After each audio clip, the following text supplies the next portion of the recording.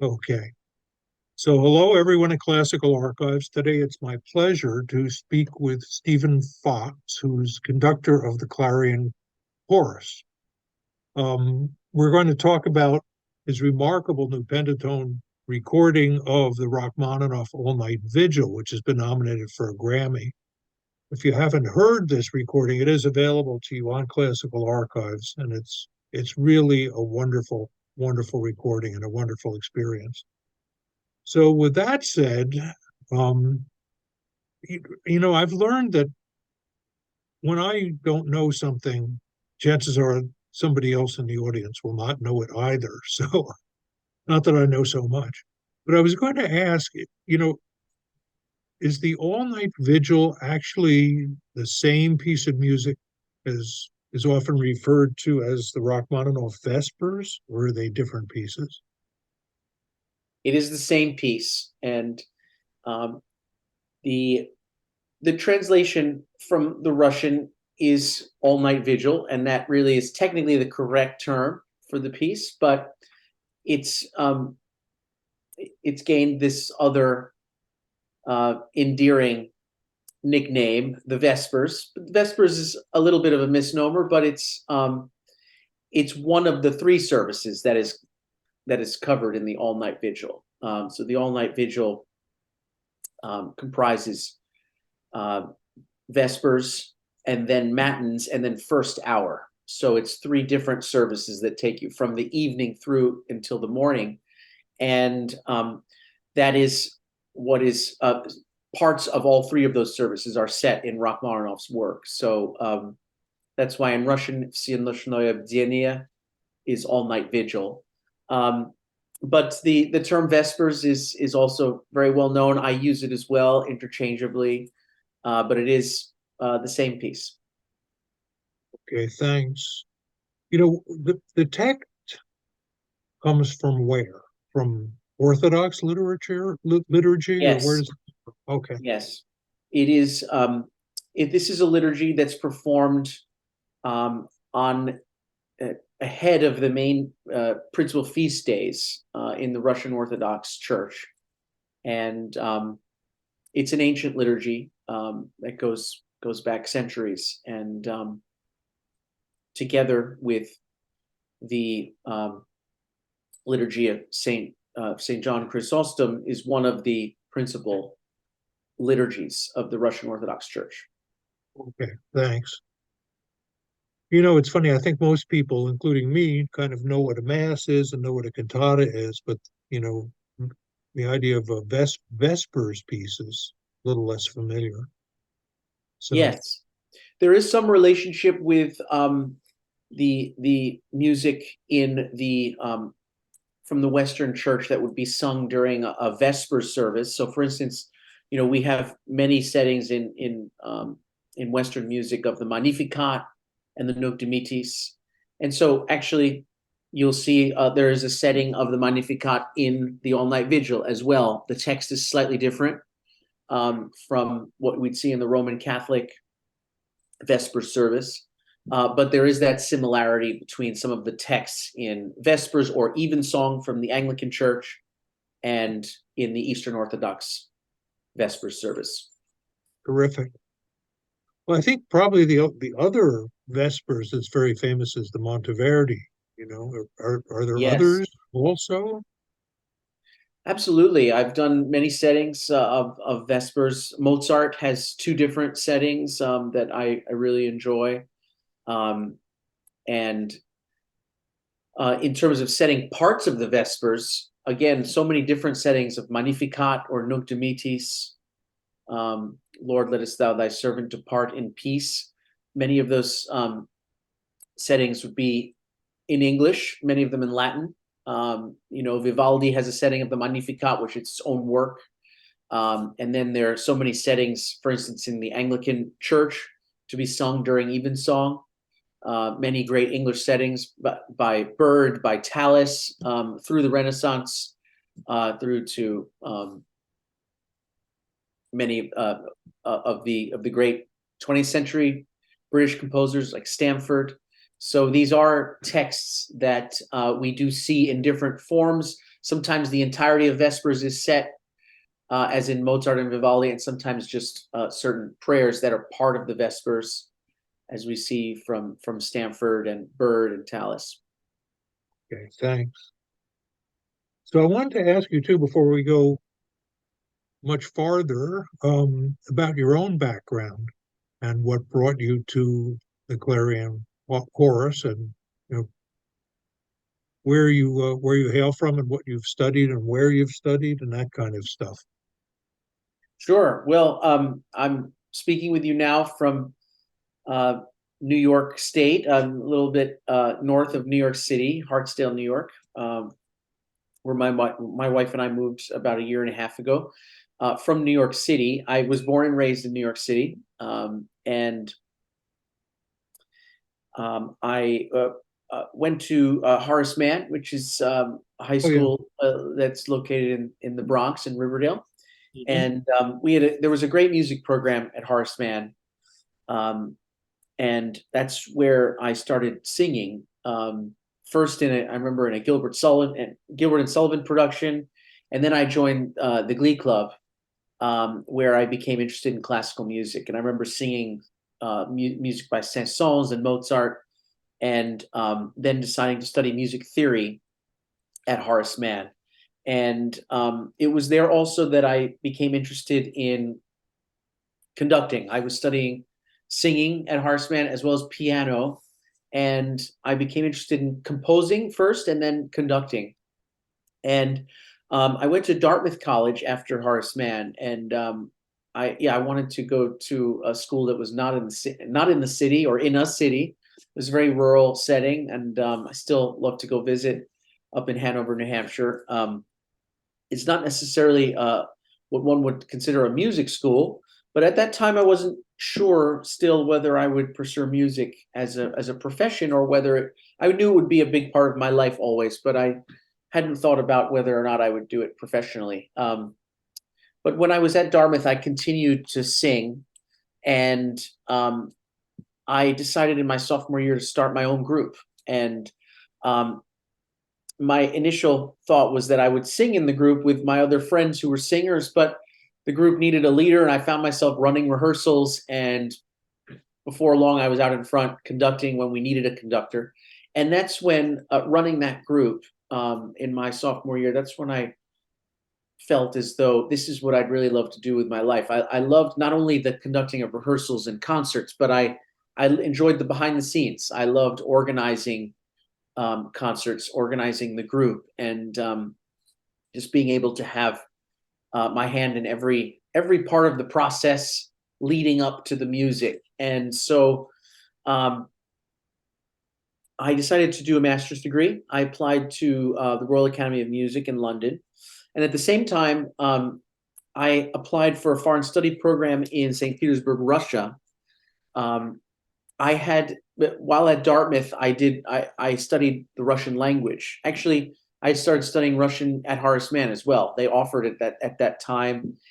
At first, it was just the beauty of the language that attracted me to Russian. I heard it being spoken in the hallways at Horace Mann, and I asked these two teachers which language they were speaking, and they said they came from Moscow. And I decided to switch right into Russian, and I continued at Dartmouth. And there was just a wonderful language program at Dartmouth with great teachers. Lev Losev, and I remember, and um, Dick Sheldon, who became a great friend of mine. It was a fantastic department, and we, as part of my junior year, there was a foreign study program to study the Russian language at St. Petersburg State University. So, and I always wanted to go to St. Petersburg. I'd seen the pictures, these beautiful pictures with the waterways, and it looked so Italianate, but also very grand and Russian in its own way. And that was just one of the most memorable experiences of my life, spending about 3 months in St. Petersburg, and every day going to the Smolny Institute and studying the language there. Um, it also turned out it was a musical experience, that trip. It was a situation where right before we went, and it was, I guess, 8 or 10 of us from Dartmouth College, the the ruble had just been devalued, and it was a difficult time for people in Russia. They just to afford the basic necessities. Um, for us, as traveling students, it actually meant that on our meager student budgets, we could attend, we could sit in the orchestra at the Mariinsky Theater or the Symphony Hall for $1 or $2. We could get these great orchestra seats. And so I started going to concerts almost every night. And I started bringing along these fellow students with me who were not music majors, most of them, but they also fell in love with the music, which always showed me that it really is about exposure. I think when people hear great music, they will begin to appreciate it, and it's always something I remember about presenting concerts. And I fell in love with the town, and I decided that I really wanted to go back, and so I applied for a postgraduate fellowship to return to Russia and to actually start the first period instrument orchestra in Russia. The reason I proposed that is that going to all of these concerts in St. Petersburg, I heard the most amazing performances of Romantic and 20th century music, Tchaikovsky, Rachmaninoff, Prokofiev, Shostakovich, and many others. But I didn't see or hear many performances of 18th century music or earlier. And when I did see those performances, I felt that the music was played in a very romantic fashion with very large orchestras. And only on my last night there did I see a performance that I feel really captured the Baroque and classical style of performance practice. And it was a group from the Moscow Conservatory.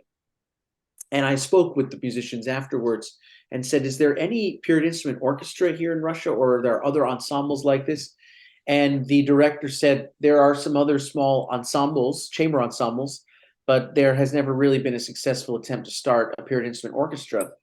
And so I was graduating college, and it was a crazy idea. I thought maybe I could go back there and try to combine the different ensembles and make the first period instrument orchestra in Russia. Wow. And the committee, they thought I was crazy. You know, I guess I was about 21 or 22 years old, and they said, you're going to go and start this orchestra. How are you going to do it? And but I presented them a plan, and going to spend my first few months listening to concerts, meeting musicians, and then eventually hold auditions. And I presented them the repertoire that I wanted to do. And luckily, a few of the members of the committee had seen the concerts I had put on while I was a student at Dartmouth, which included a lot of Russian music. When I came back from the foreign study program during my senior year at Dartmouth, I decided to present 2 concerts that included the music I had heard while I was on that program. And one of the 2 concerts was Rachmaninoff's Vespers, the all-night vigil. And so it actually was the first major work that I ever conducted. I did it as a senior in college, and it was the first large-scale work that I'd ever conducted. And that was also, I remember, kind of a defining moment for me, just realizing that this is what I'd like to do with my life when I graduate. So I did receive the grant, and I deferred the Royal Academy of Music for a year and put together this orchestra and worked with them. And initially the plan had been to perform Baroque and Viennese classic repertoire, to be focused on in those areas. So we programmed Handel, Vivaldi, Bach, Mozart's Mass in C minor, a lot of the Haydn symphonies, and but once I arrived in St. Petersburg and started to put the orchestra together, I became curious as to what kind of music would have been played in St. Petersburg during those years, the second half of the 18th century, because you're surrounded by all of these magnificent Baroque and classical buildings. And I thought there had to have been music written for these spaces. And I started to research and realize that there was indeed so much great music written by both Russian composers and European composers who were brought to St. Petersburg by Catherine the Great and some of the other leaders of the Russian Empire at that time, and that indeed St. Petersburg was a musical capital of Europe. So that became the focus of that orchestra, which I called Musica Antiqua St. Petersburg. And so our programs would generally combine the music of 18th century Russian composers such as Dmitri Bortnyansky, Maxim Berezovsky, Yevgeny Fomin, together with works by Mozart, Haydn, and other classical names, Krauss. So we, and I ended up eventually going to the Royal Academy of Music, and I wrote my thesis on those composers that I discovered when I was in St. Petersburg. And so following my 2 years master's program in London at the Royal Academy of Music, my mother was ill. She fell ill, and I started to think about returning home to New York. And at that same moment, a position in of music director of Clarion Music Society became available.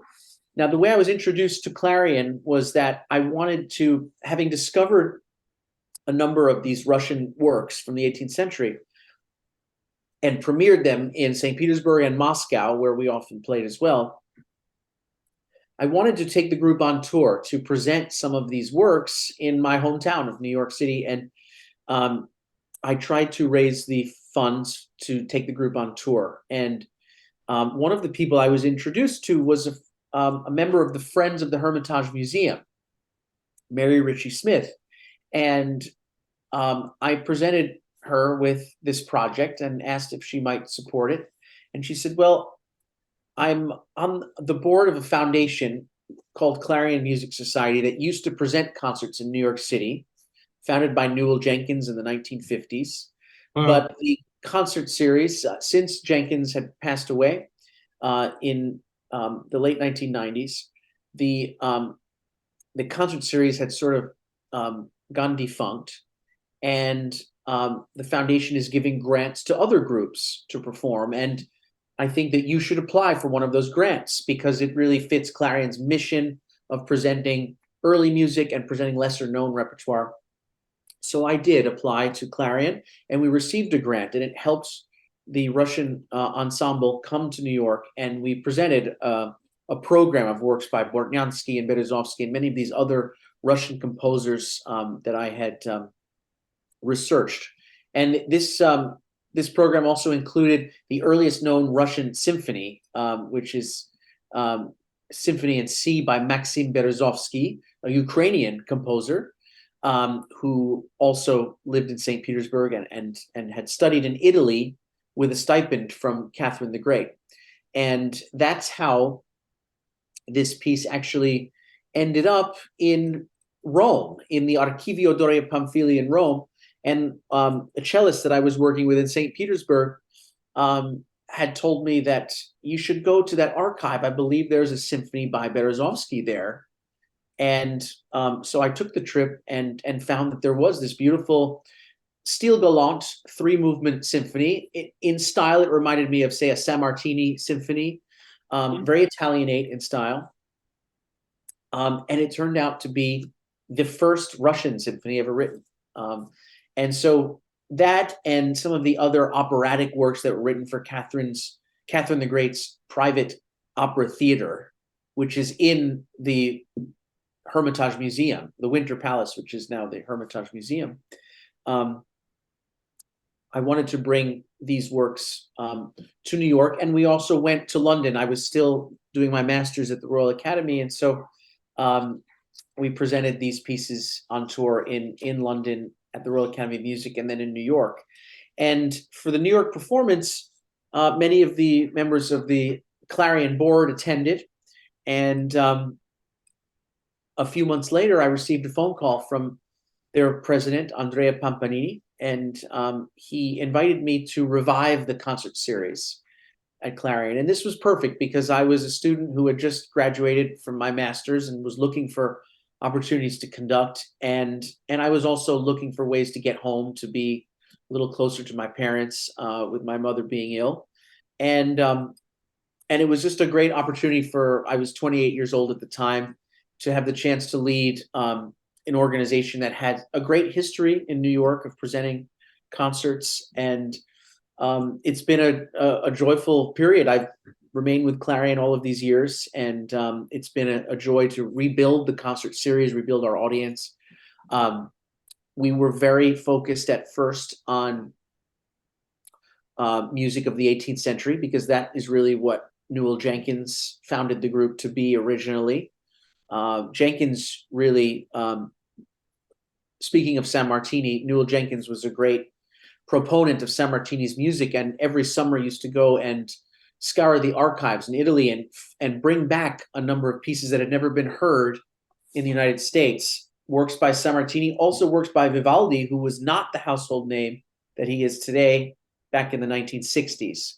And so Clarion was focused on the Baroque and classical when I began, and still is largely, but because of my interest in Eastern Orthodox music and in Russian music, I started to expand the choir as part of Clarion, and eventually to develop the choir as a separate entity from the orchestra. So Clarion Music Society became the Clarion Orchestra and the Clarion Choir, which would perform separately and also together at times. So, and with the choir, we have the chance to really expand our repertoire. We would often do new pieces, such as this year we're doing a new work by Alexander Levine. But I really, eventually, we were asked to perform Rachmaninoff's Vespers, and it was a piece that I had been dying to come back to since I had done it as a student. And it became a yearly tradition for us to perform Rachmaninoff's Vespers, first at Trinity Wall Street, where we were first invited by Julian Walkner to perform the piece. And then we've presented it now on our own for a number of years. Now at New Year's, we don't necessarily perform Rachmaninoff's Vespers, but we tend to have the theme of performing a choral, an a cappella choral concert on New Year's Eve and New Year's Day. And oftentimes from the Eastern tradition. So in 2020, we decided it's time. We performed this piece a number of times. We decided to make our recording of it. And it had been a long time coming. And of course, the pandemic struck not that long after we finished our recording sessions of this piece. So it became kind of a pandemic project for me and my colleagues at Clarion to complete this recording and to get it released. So how, I know you came to Clarion in, I think it's 2006, if that's yes. correct. And so how long has Clarion actually been around? It was founded in 1957 by Newell Okay. Jenkins and Thomas Newbold Morgan, who was a supporter of his work.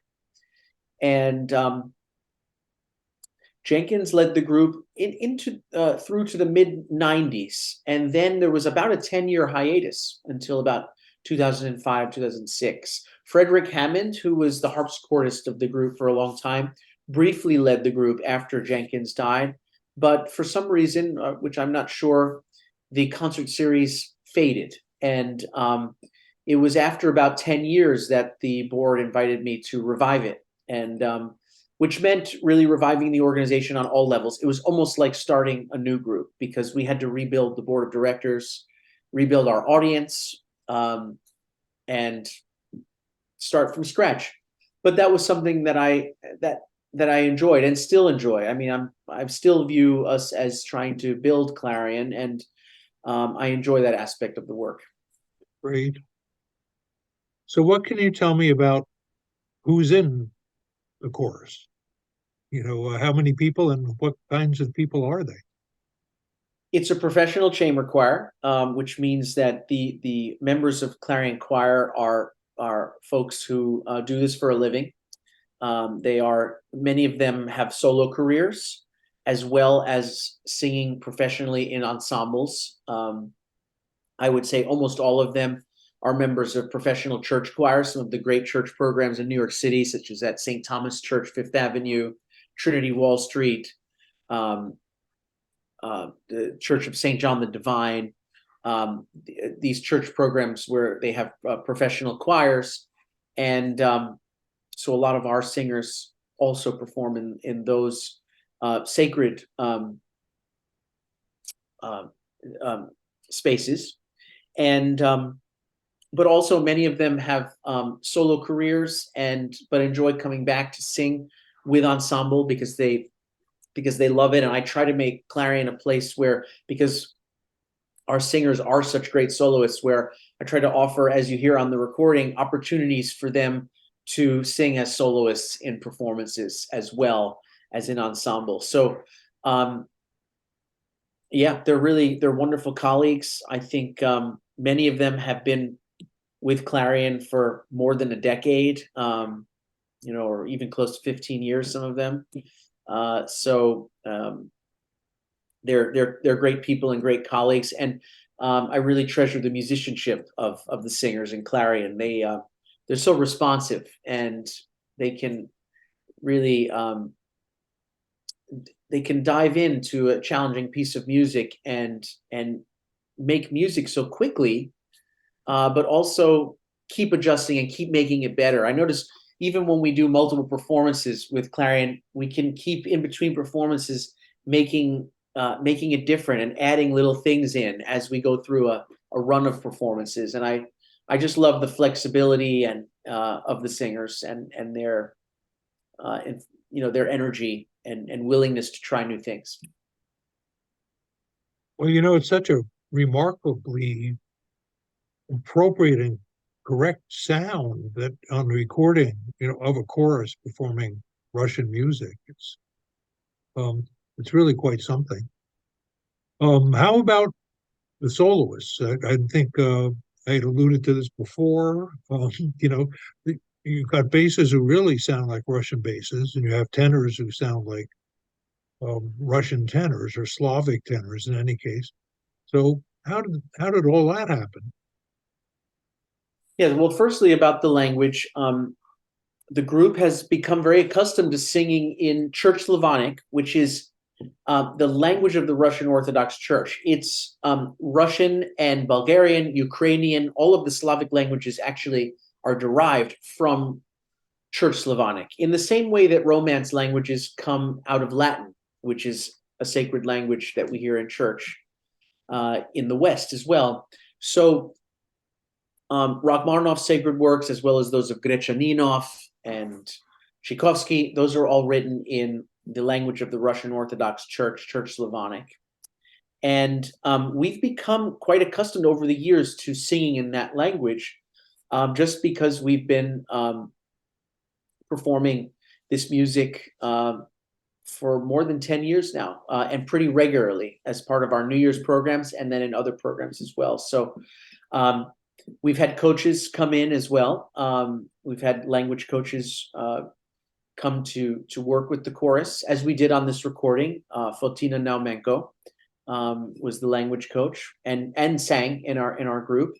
And I also, having studied Russian and spoken the language for many years, I, in rehearsals, really approach the sound from the language. I think the language is an essential element of the sound, and or the essential element of the sound even.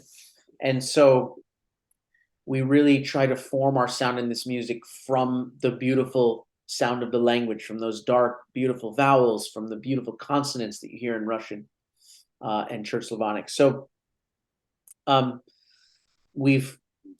think that perhaps answers your question about how the group sings in Church Slavonic. The soloists are,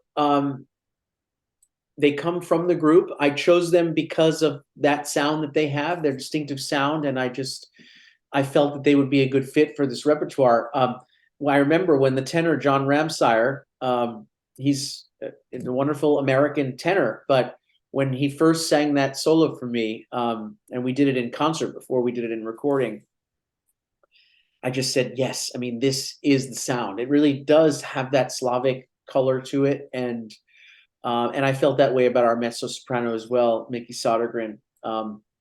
And our bass, Glenn Miller, he lives in Michigan. We bring him in because there's no one else that has a voice like his, at least not in the United States.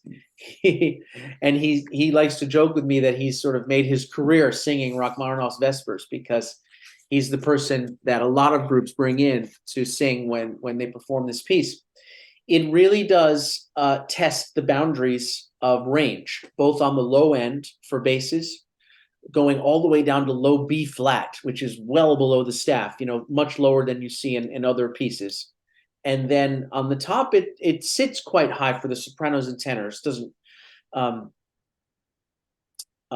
extend, above B flat for the tenors, but it hangs out at the top of the staff. So it is a big sing for the high voices, and in terms of tessitura. And Glenn, we have a few singers in the chorus who can sing that low B flat, but usually they get softer as they go down. Glenn gets louder. I mean, he's the only singer I've ever met where the voice actually expands as he goes down to the lower notes. And so he's really the leader of our low basses. And he and all of us have had experience actually singing in this tradition with choirs from Eastern Europe, with Slavic choirs, with Russian choirs. We took a tour of another great work, Steinberg's Passion Week. We toured that piece to St. Petersburg and Moscow in the year 2016. And at that time, we actually did have a collaboration with a Russian choir while we were there, called the Patram Institute Choir. And we value that experience and all the other experiences that we've had singing with musicians who come from this tradition. I think we've learned a lot that way. So. No, let me just ask, is your St. Petersburg Orchestra still in existence and still playing?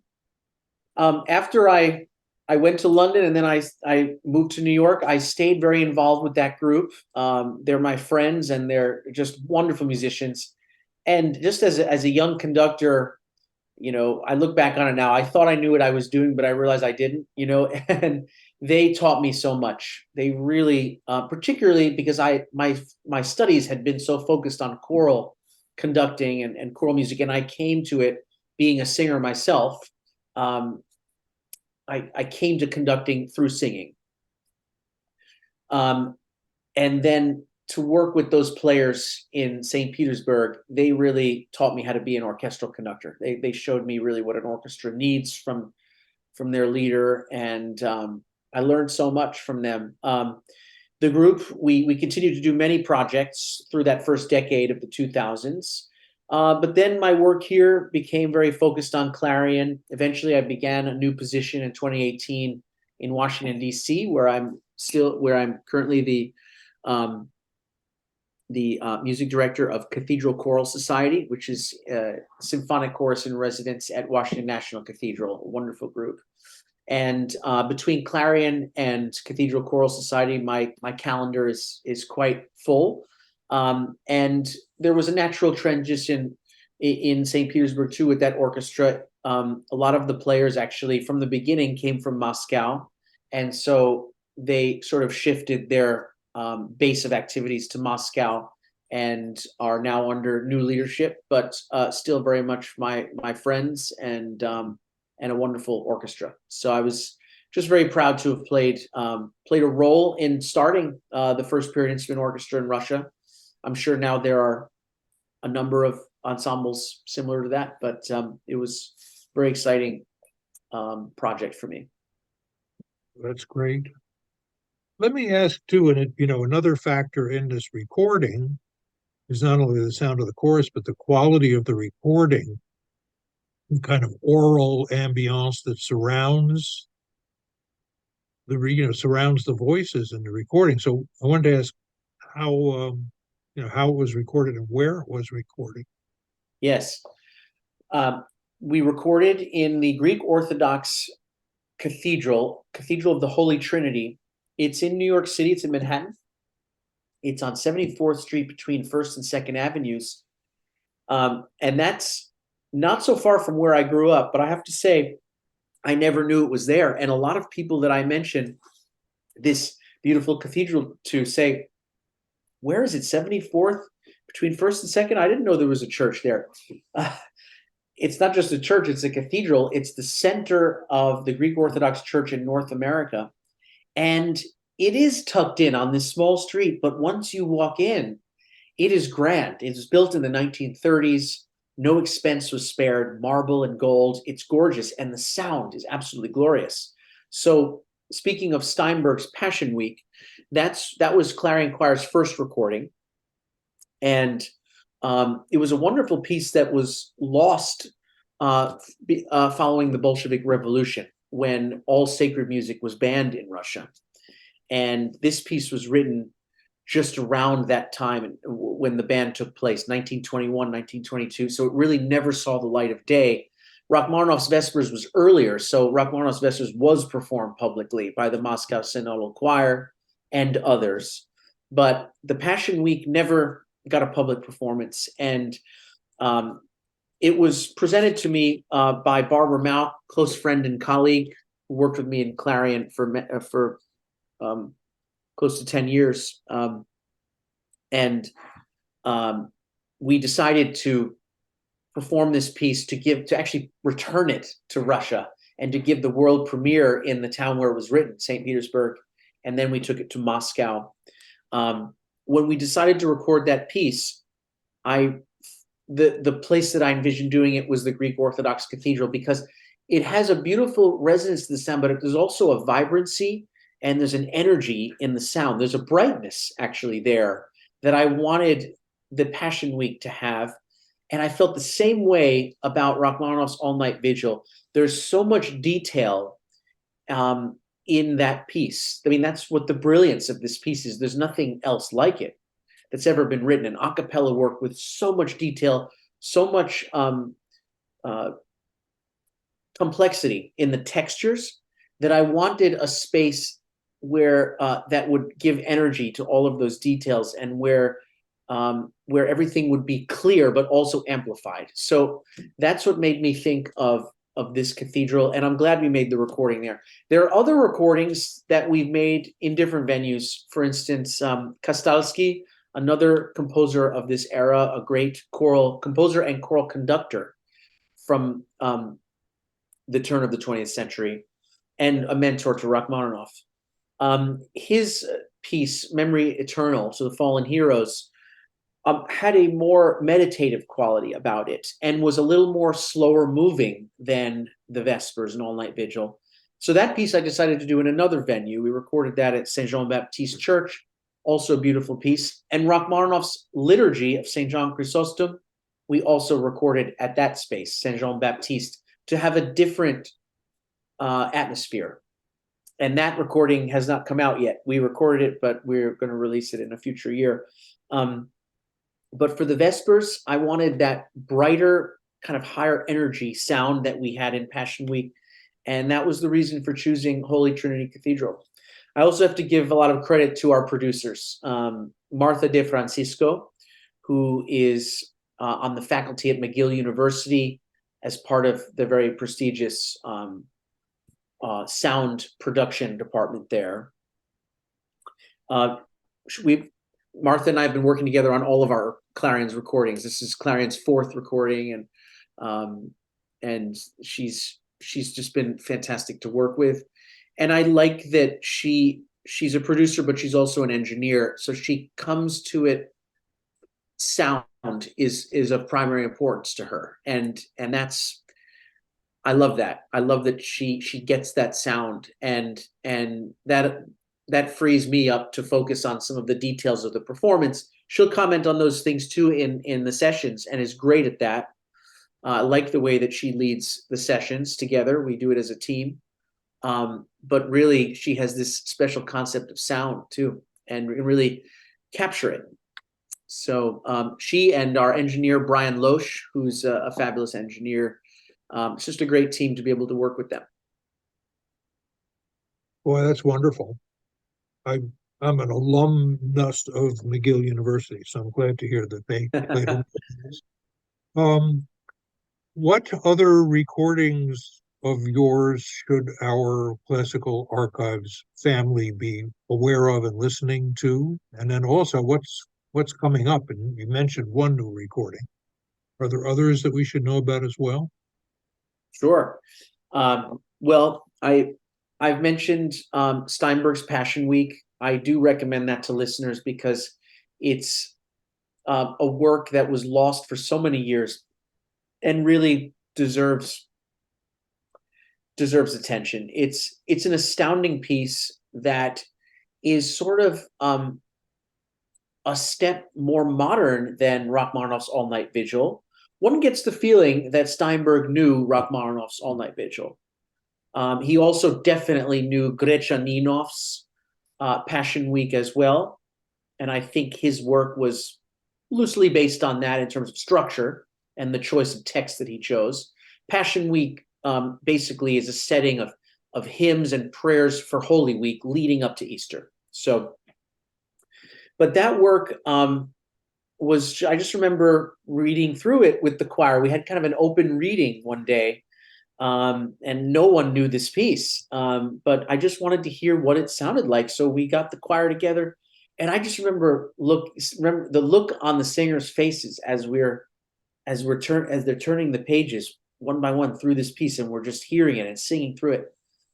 It was a look of amazement and joy. It's just such special music. And in the same way that I feel that there's nothing really like Rachmaninoff's Vespers, it's in its own place. I feel that way also about Steinberg's Passion Week. I can't think of another choral work that sounds like it. It's otherworldly in its choice of harmonies, and it's just a very powerful work. So I recommend that. In terms of and I also was very proud of our recording of Kostalski's Memory Eternal to the Fallen Heroes, which was a world premiere recording. Vladimir Marazan, who has been a great friend ever since I was a student at Dartmouth. I remember in the year 2000, I called him to get his advice on conducting Rachmaninoff's Vespers. And all of the editions that we have used in this repertoire have been by Musica Rusica and Vlad Morrison. And he suggested this piece to me, Memory Eternal by Kostalski, because it was a piece written in memory of those who had died in World War I. And the losses were enormous in Russia, as they were all throughout Western Europe and the United States. And Kostalski wrote it not just it was an international statement. He wrote it not just for based on Russian casualties, but in honor of all the countries who had lost people in World War I. And it's there are different versions of that work. We recorded Clarion alone recorded the a cappella version, and then together with some other groups, we recorded the larger orchestral version. Those are both on Naxos. And I think they're very poignant, very, very poignant pieces. And upcoming, I mentioned that we're doing a new setting of the All Night Vigil this coming New Year's Eve and New Year's Day, and our plan is to record that piece down the road.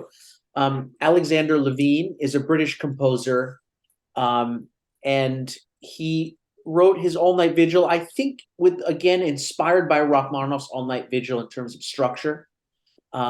And inspired by the wonderful tradition of Orthodox music.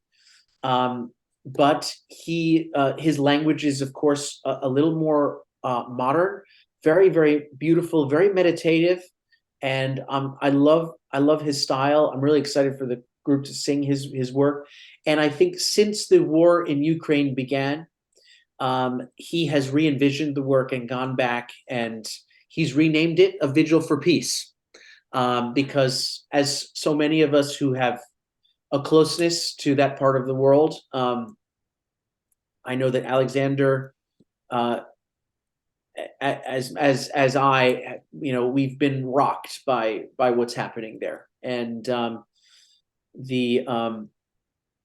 he was inspired to go back to his work and rename it and re-envision certain parts of it as a prayer for peace. So I'm excited for us to perform it in that way this coming New Year's Eve, and we will be singing and praying for peace. And our plan is to record the work in over the next couple of years. So, Where will that performance be on New Year's Eve? in that same beautiful space where we recorded the Rachmaninoff All Night Vigil, the Holy Trinity Greek Orthodox Cathedral on 74th between 1st and 2nd. You are, of course, welcome to join us, as are all of your guests and listeners. The two performances, New Year's Eve at 5 p.m. and New Year's Day at 5 p.m. I think this is something that I would be crazy to miss. So that's very exciting. Well, that the last question I had noted was about, what's coming up for you concert wise, and you proactively answered that before I even got to it. So, are there other topics that you want to get into at all? I think it's been just a wonderful interview. So, Well, thank you for having me on with you. I really appreciate it. And we do have if people want to see sort of the other side of Clarion, later in the year, we are performing with our orchestra, our period instrument orchestra, the Clarion Orchestra, and the choir and orchestra together will perform Bach's B minor Mass on May 1st. And it's been several years since we performed one of Bach's larger oratorios. So, and this is perhaps the greatest of them all. So we're very excited about that, and hope that some of your listeners may consider joining us for that. And we do have a relationship with the Metropolitan Museum of Art as well that we've been so grateful for over the last decade.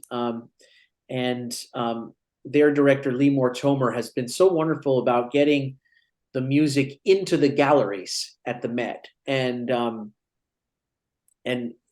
it can be almost aesthetic overload sometimes to hear this great music surrounded by the art. And it's something that Lee Moore has made happen there. And so we're so delighted that in June of this year, we're going to spend a whole day performing Aukegem's choral works and instrumental works through the cloisters in Upper Manhattan, and in the different rooms of the cloisters, those different galleries and chapels. So we've done a program like this once before with them, featuring Josquin des Prez, but this year will be Aukegem, and I'm very excited for us to present the music in that way again. So, a lot to look forward to.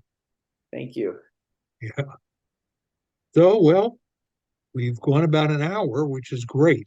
We'll be filling people's heads with lots of information and ideas and eagerness to listen to your recordings and come to your concerts.